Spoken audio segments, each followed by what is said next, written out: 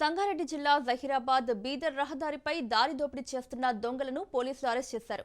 ఈ నెల 10న మసాలా లోడుతో వెళ్తున్న ఓ పాన్ మసాలా లారీని న్యాల్కల్ మండలం వద్ద అడ్డుకుని దోపిడీకి పాల్పడిన ఇద్దరు నిందితులను అరెస్ట్ చేసి రిమాండ్కు తరలించినట్లు జహీరాబాద్ డీఎస్పీ సైదా నాయక్ తెలిపారు. ప్లాన్ ప్రకారమే పాన్ మసాలా లోడును దోపిడీ చేయాలని 10 మంది దోపిడీ దొంగల ముఠా నిర్ణయించిన గంగువార్ చౌరస్తా వరకు రాగానే లారీని అడ్డగించి బస్ డ్రైవర్ సహా మరో ఇద్దరిపై దాడికి పాల్పడినట్లు వెల్లడించారు. లారీని ఖాళీ చేసి చిరాగ్పల్లి వదిలి వెళ్లారని, నిర్బంధించిన డ్రైవర్ల ద్వారా దారి దోపిడీ దొంగల విషయం బయటపడిందని చెప్పారు. సీసీ కెమెరాల ఆధారంగా నిందితులను అదుపులోకి తీసుకున్నామని, మరో 8 మంది దొంగల కోసం గాలిస్తున్నట్లు వెల్లడించారు.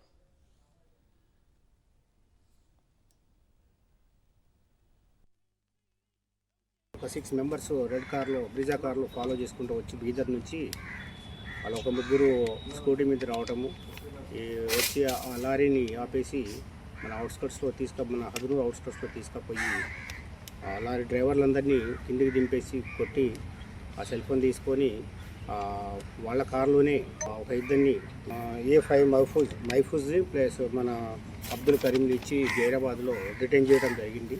ఆర్కే ప్రోడక్ట్ కంపెనీ మేనేజర్ మనం కంప్లైంట్ ఇవ్వడం జరిగింది. దాని మీద జైరాబాద్ రూరల్ సి హనుమంత్ గారు, ఎస్ఐ సుజిత్ ఇన్వెస్టిగేషన్ చేయడం జరిగింది. గంగ్వార్లో ఒక వ్యక్తిని అబ్దుల్ కరీంని పట్టుకొని విచారణ చేస్తే అతను కన్ఫ్యూజ్ చేయడం జరిగింది. ఆ lorry Chiragpalli border RTO check post దగ్గర ఉందని చెప్పడం జరిగింది. అది తీసుకొని పోయి ఆ లారీని కన్ఫెషన్ పంచనామా సీజ్ చేసుకొని రావడం జరిగింది.